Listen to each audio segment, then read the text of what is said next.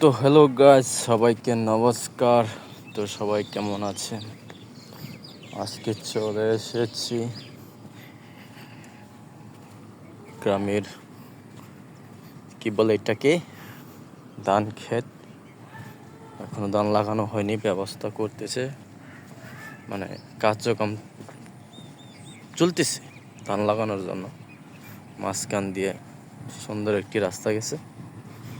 বর্ষাকালের জন্য রাস্তাটা খুবই খারাপ অবস্থা। ওইদিকে গরু খাচ্ছে।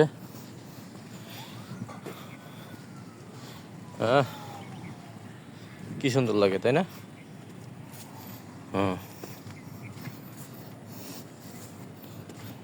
চারিদিকে বিল্ডিং আছে দেখতে, কিন্তু এটা আপনারা চেনেন? এটাকে কি বলে? হ্যাঁ, এখান দিয়ে পানি বের হয়। তো সবাই ভালো থাকবেন, ধন্যবাদ।